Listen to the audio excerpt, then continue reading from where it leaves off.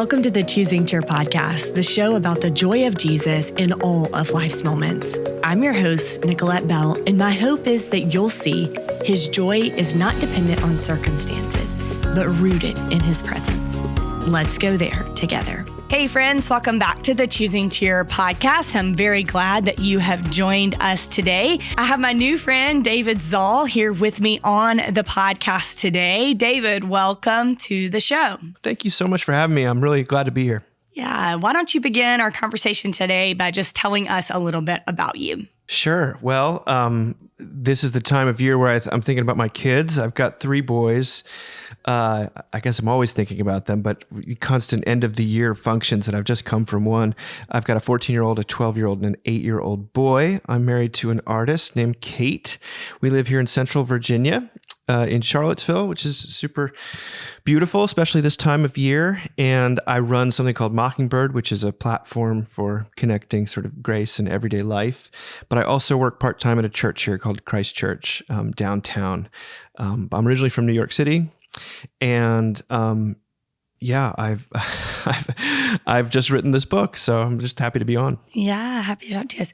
Well, tell us a little bit more about Mockingbird before we kind of jump into talking about your book. What is the symbolism behind the name, and how did that get started, and how is it going? Sure, it's a Mockingbird was started 18 years ago. Wow. 18 years ago in New York City. So I was a youth minister working in New England, and just noticed that as people got into their 20s, they moved to the big city and kind of lost track of maybe not their faith, but certainly their church community or their Christian community, and had some like-minded friends. We wanted to sort of start just a ministry that could be a safe haven for folks in that stage of life. It was also, it turns out, it was the time when like the internet was happening and blogging was happening. So before we knew it, we had this platform, and that's what it's called today. So it's a platform for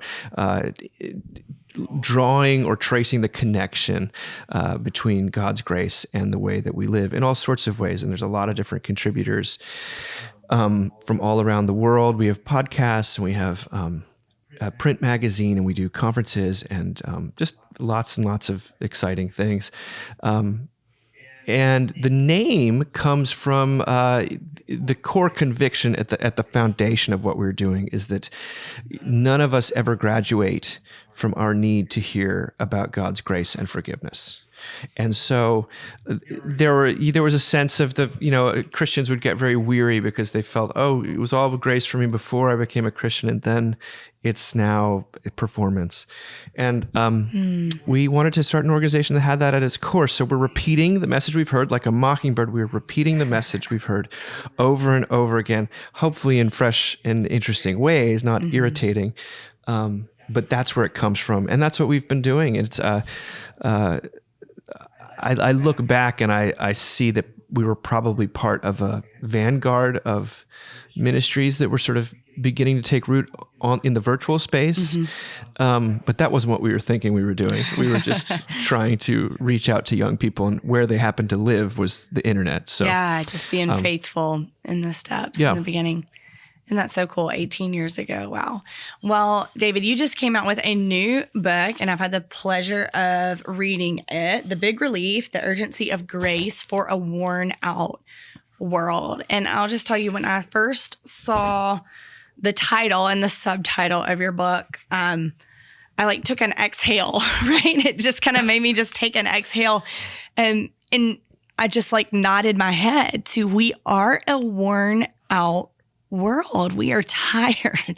And you can feel that from a big picture scale, and then you feel it in your own life in all the little small ways. Like you said, running from one thing to the next with your kids can just leave you feeling a little bit worn out.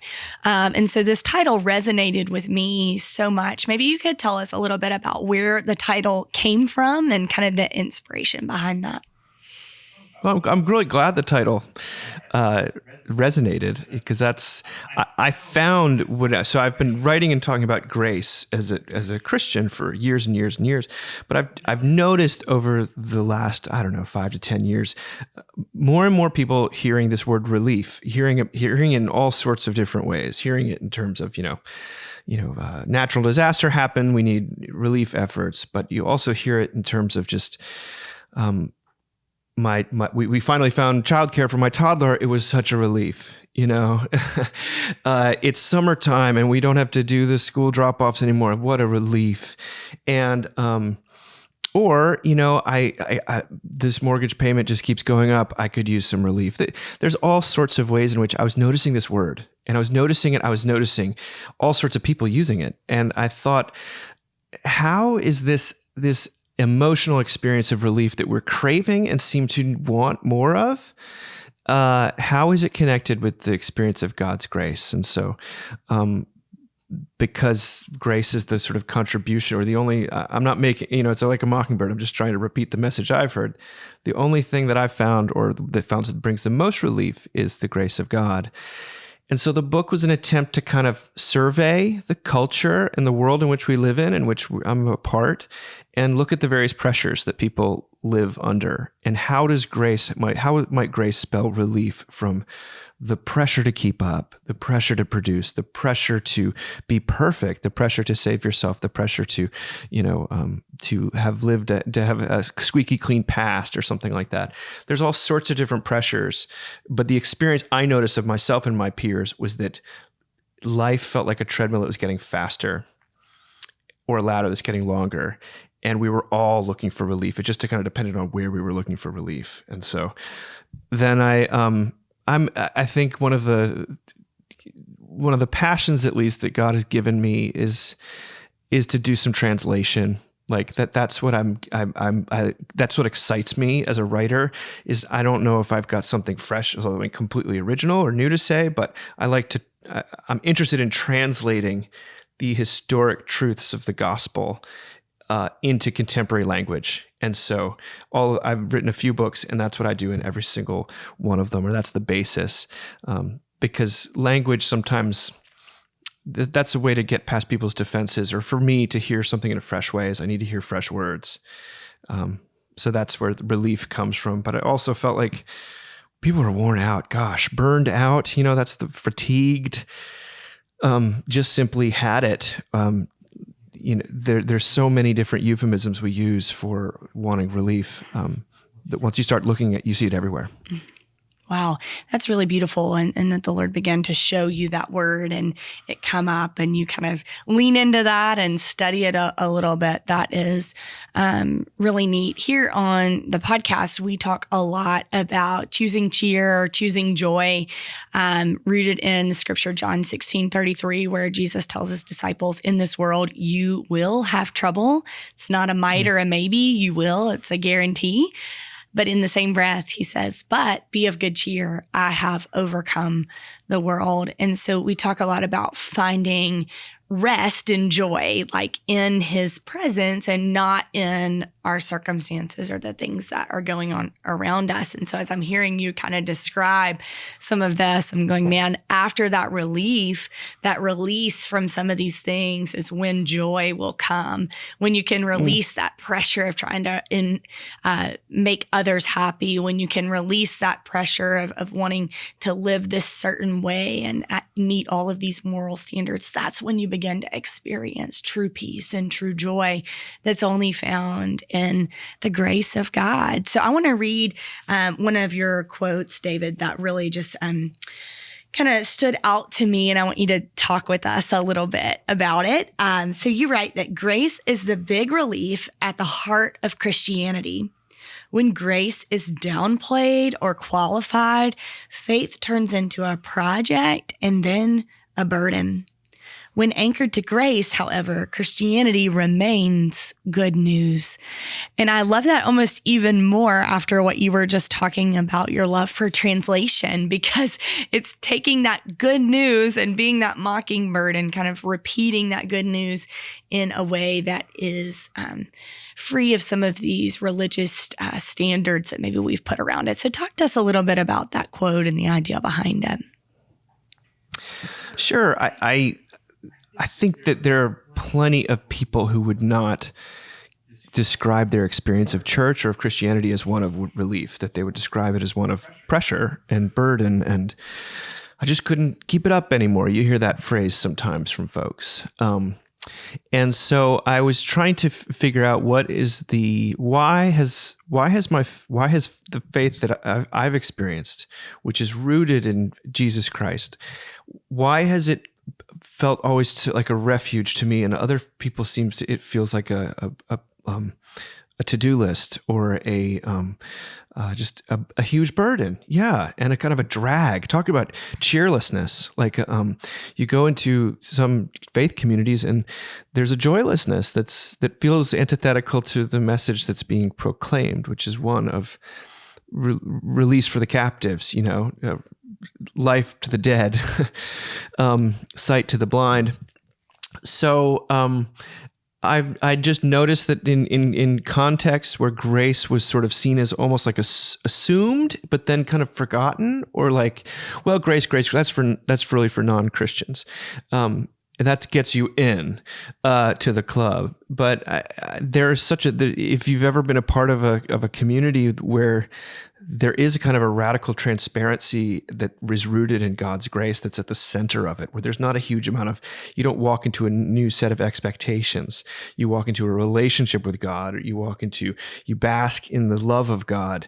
And there's a humor about that. There's a joy about that you find that you just don't find in other places. So for me, grace was the decisive word. When I say it's the big relief at the heart of Christianity, I don't mean to say grace is somehow larger than Jesus. Like it's at the heart of who Christ is, that but the folks that I know, I'm now 46 and, was a youth minister for many years and been in a lot of churches.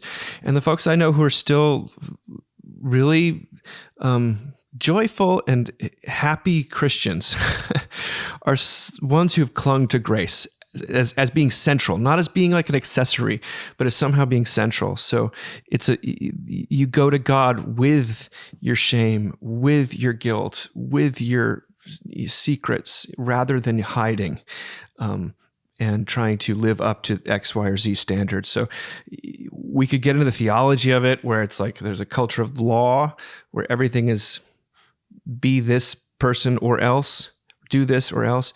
But a culture of grace, I think, which has Jesus at its center, is almost always generative and contagious, and is marked by cheer. I love the word cheer, by the way, because although it's in the New Testament, it's not a word you hear very often. That's why I loved when the name of this podcast is brilliant in that regard, because cheer. Yes, we think cheerleading, but what's bad about that? Everyone likes cheerleaders. It's a great thing. Anyway. That's right. Well, I love that you point that out, that you're not just singling out a word to focus on, but that word grace just really describes the heart of God and the heart of Jesus and his love towards us. And, I think of Paul's writing of, what I want to do, I don't do. And what I do. But your grace is sufficient in my weakness. And he relied on that grace of God post his transformation, right? His conversion moment, per se.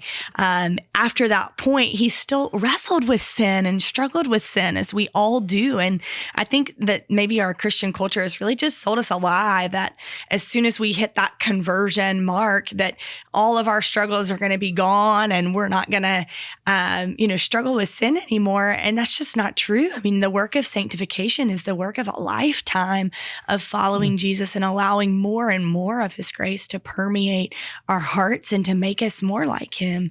I can point to so many instances in my life, right? Marriage being one of those. Gosh, that first year of marriage, I've never understood how selfish I was until my first year of marriage. And it's like looking in a mirror and going, I'm so selfish. I didn't know how selfish I was. And then parenting is the same way, right? When you have a little life that's dependent on you and you realize how selfish you really are and how you want what you want and you don't want your schedule disrupted and all these things. And so, I feel like all these markers in our life are moments to realize grace again and again and to become more like Jesus. And that's really why I love your writing about this. Oh, well, thank you. That jives with my experience too. I mean, what is it? Marriage, parenting, these are schools in which they're mirrors, in which you are shown who you really are and who you are as a person who's not just in need of pep talk. You need forgiveness, and you need patience, and you need God to love you when you do not live up to being the parent that you wish you could be, or the for me, the husband that I know I occasionally resemble, but to fall back. And, I think that the relationships that stick with us throughout our lives, the ones that really mean the most to us, are the ones where there's some sort of graciousness baked in. The people that have seen us at our worst and have kind of stuck around, those are the bonds that echo the divine, our relationship with God. And I always pray that my kids would find relationships like that, because I don't know where I'd be without those pictures of how God relates to us as someone judgment is not the final word with God, but grace and forgiveness. That's really beautiful. So in each of your chapters, you discuss the relief that grace offers from certain experiences or maybe struggles in our life. And you have a whole bunch of them that you go through in the book. But there were a few that really stood out to me that I would love for us to kind of talk through, and especially related to what we talk about a lot here on the podcast. And the first is that of surrender, the relief from control. I often say that you can't choose cheer and choose control at the same time, that they just don't go hand in hand, and that we have to release our control, release our hands, release our plans to Jesus in order to experience his joy and his cheer in our lives. So talk to us a little bit about this idea of control and how we don't like to think that things can control us, but we allow control, the desire for control, to control us and impact us in so many ways. Gosh, Nicolet, that's brilliant. I think that's deeply true, and it's diagnostic of most of our lives. I'm a control freak, a recovering control freak. That's what it usually means to be a Christian, is to constantly be grasping for control that you don't actually have. And to get to the place of surrender where by God you receive whatever it is God has got to give you. But I love that phrase. You cannot choose cheer and control at the same time. Most of our lives, and in that chapter, I begin by talking about the way that type A personalities are kind of venerated in our culture, or at least type B personalities are usually, you kind of want to be type A. You want to be, a go-getter. You don't want to be, stop waiting, start living kind of thing. That actually people who hold that tightly to the reins of their lives cannot abide any obstacles, and other people, whether that's your child, whether that's your spouse, whether that's the headlines, whether that's the weather, they will become obstacles. Like life will feel like a continuous assault on your sense of control. What we have in the grace of God is this radical notion that surrender, not dictation, that surrender is somehow the place where God meets us in a special way. I think God is present in all sorts of experiences, but when you talk to that grace usually is the way that God's grace breaks through is through causing us to surrender so that we can receive the gifts that God has to give us, which may not look exactly like what we hoped for or planned for, but,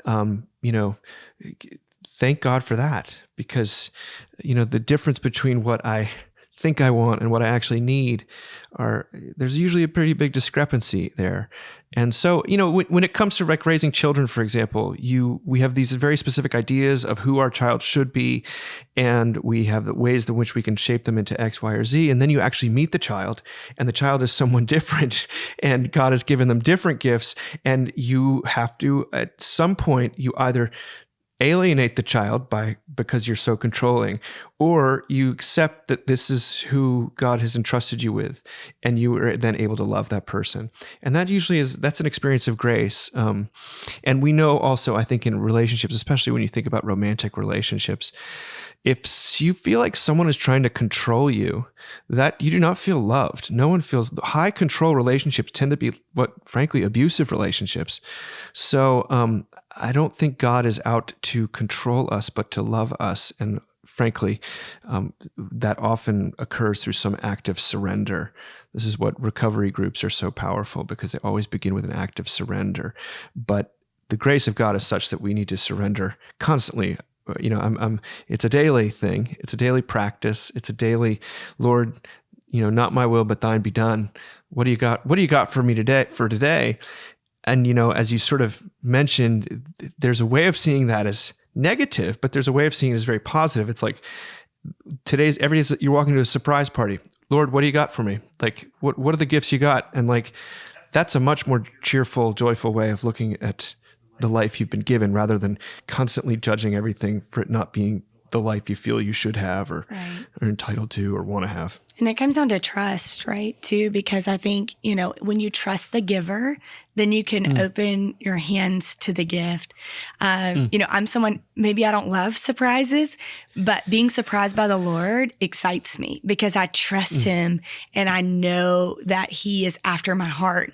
And so any surprise from him is going to be for my good and his glory in the long run, even if I can't see it in the short term. And so that release comes from that place of just trust in who he is. And so that surrender and submitting comes out of that place of trusting. And I think that's really hard in our world because so many people are not trustworthy and so many institutions aren't trustworthy. And so you don't know, you don't have maybe the trust muscles built up.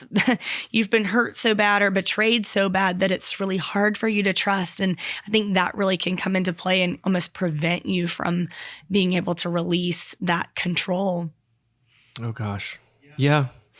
I think God still extends his love and grace to those of us who can't let go or for whom it's extremely difficult. One of my working definitions of grace is a positive, surprising interruption or a holy surprise. And these are good things, but we are conditioned to be suspicious, to be cynical, and as you mentioned earlier, that which we seek to control ends up controlling us. It is a very old narrative that plays out in many of our lives. I think of the passage where Jesus is telling the parable about being the giver of good gifts. And he says, who of you, if your son asks for a fish, are you going to give him a snake instead? Or is it bread? One of the two, bread or fish. Yeah. Are you going to give him a snake instead? And he says, how much more will your heavenly Father give you the Holy Spirit for those who ask? And, that your Father is the one who gives good gifts. And so when you can trust God in that way, we can release that control to him. That's really beautiful to think about. Okay, so one of the next ones that stood out to me in your chapters is that of the relief from status anxiety. And I think that this is pretty unique. I don't read a lot about this in kind of Christian literature, Christian books. So talk to us about this idea. Well, status anxiety is something that I think informs our culture on a very, very deep level. If we don't use that term, that's just because it's so familiar to us that we don't even think about it. But people use so many different things to signify status in their life, from the zip code they live in, to the number of bedrooms in their house, to the number of children they have, to the place where they went to school, to the amount of money in their bank account. It's endless, and it goes on and on and on. And it's not just the super rich or the elites that deal with this. Every subculture has some form of status Olympics. Today, in various places, it's, who has suffered the most. They're the people of higher status, or who has accrued the most, who's the loudest. These are all sorts of ways in which status is sort of you can talk about in terms of insecurity. When you run into someone who's constantly dropping names, they do this in the Christian world just as much as in the non-Christian world. And it can be, why are they wanted me to know that we've got the same status, or when is better is like when I find myself dropping a name in some situation, it's because I'm insecure and I want the person to know that I have status as well. So the marketing machines in America, Silicon Valley, Madison Avenue, they're very cognizant of the fact that people want to feel like they're good enough. And according to status markers that are their whole, whatever it is that the status marker that they're holding on, it could be the car they drive. And so we believe that if I got enough, I would be enough, that if I had the right bumper sticker, then I would, be loved or lovable. And so my sense is that status anxiety is a very insecure place to live, and it's full of condemnation and self-doubt and self-criticism. The way that I think grace plays out with status anxiety is through, I'm using a fancy theological term called imputation, but it's what it really means is that God bestows status upon his children, that not according to their accomplishments or their resumes or their bank accounts, or their whatever summer vacation plans they have. God is, he reckons his righteousness unto his children. So the phrase I use in that that I'm proud of, that I think cuts through it, is that you and I are not loved by God because we are special. We are special because we are loved by God. And that's a very important distinction, because if you think that your accomplishments or your attributes are going to make what makes you lovable to God, you're going to be on a treadmill that's never going to end. Life will not feel like relief. It will feel like pressure, pressure, pressure, pressure, pressure. The grace of God says, no, God has already said, you are enough. I love you. I love you, not some future version of you or what you have. I love you.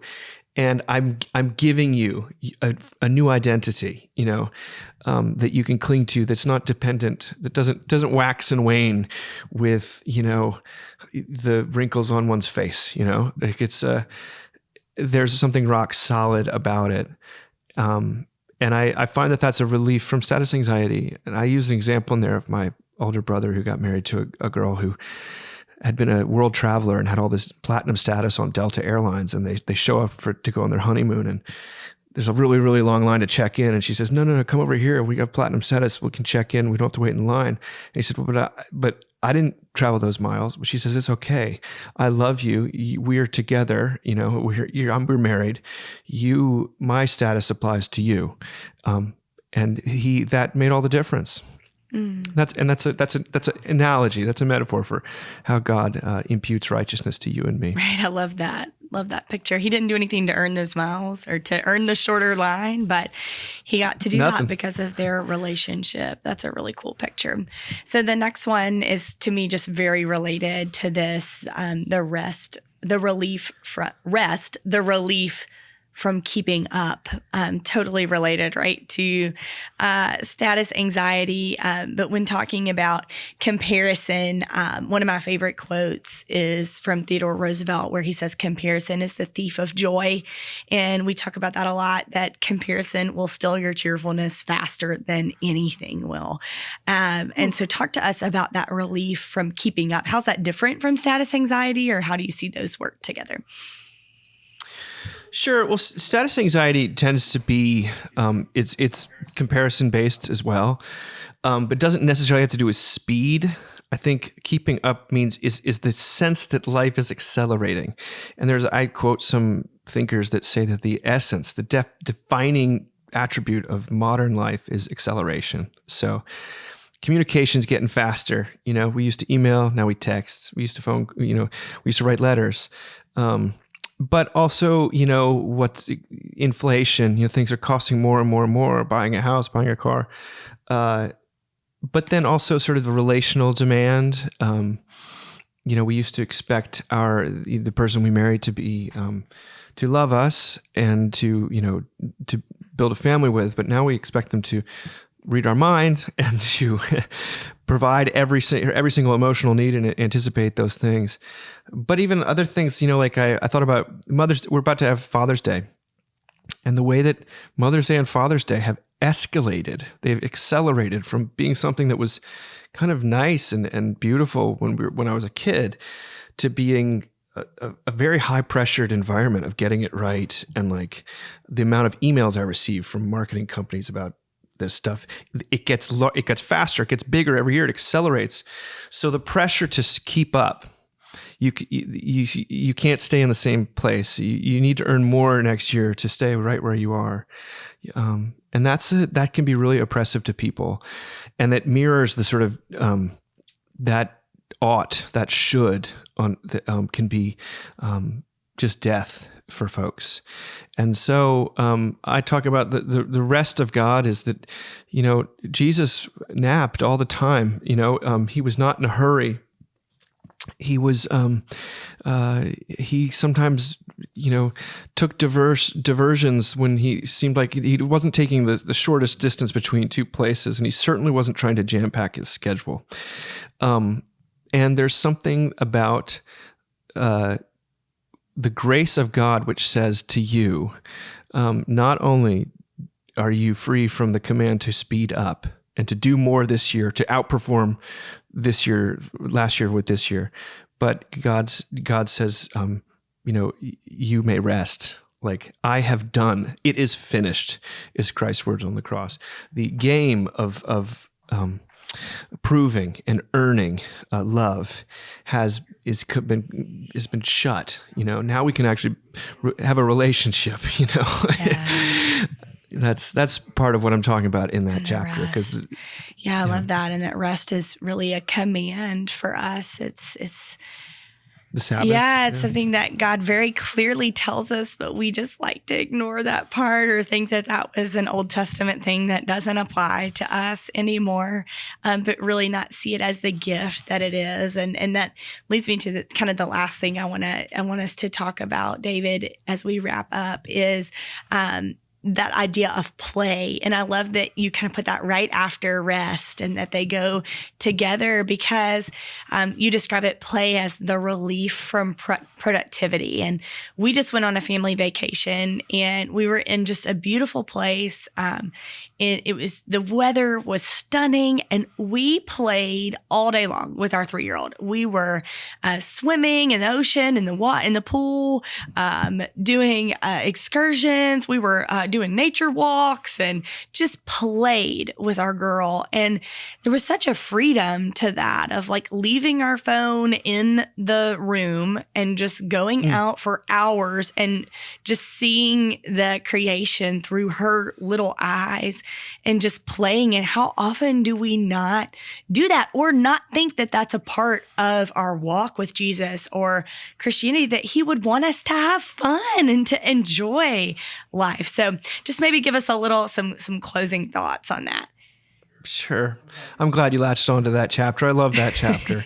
I'm a person who doesn't feel right about myself unless I've produced something during the day like that. I constantly am boring my wife by telling her all the things I checked off the list. And she says, babe, it's okay. You can still keep breathing even though you didn't maybe get to everything you needed to.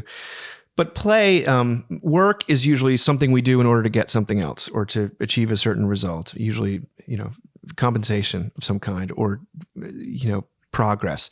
And play is the absence of that. Play is the things you do just for the sheer delight. And delight is a great biblical category, I think. God has given us all sorts of different gifts, but God delights in us, and we delight in, life. And you see that with a 3-year-old.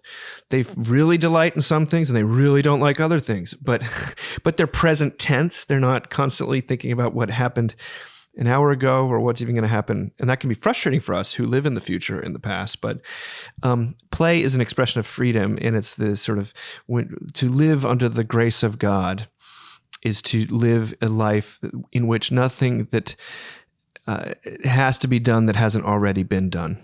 And so this is the question. Play isn't frivolous. It's not like constantly, playing kickball or something like that. It's more that we can enjoy what's in front of us simply for the delight in it, that's a fruit of grace. The world says you are what you produce.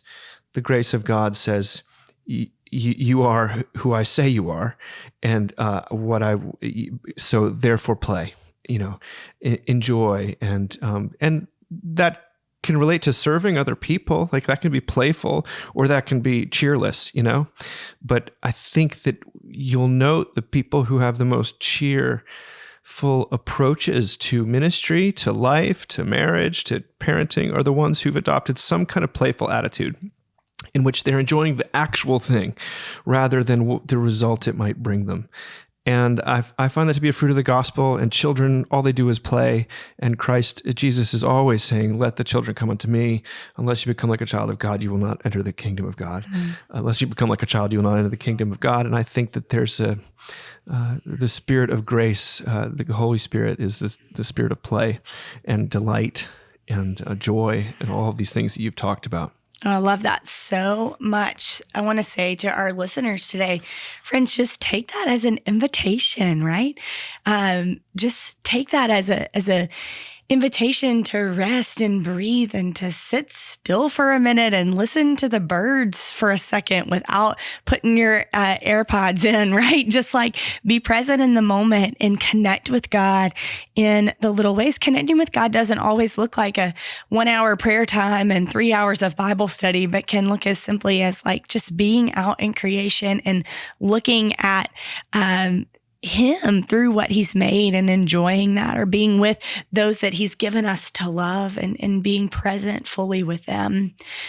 David, as we end our time today, would you tell everybody where they can find you and find more information? I know that everyone's going to want to get a copy of your book, The Big Relief, because they're going to want to learn more about this relief of grace and how to apply that in their life.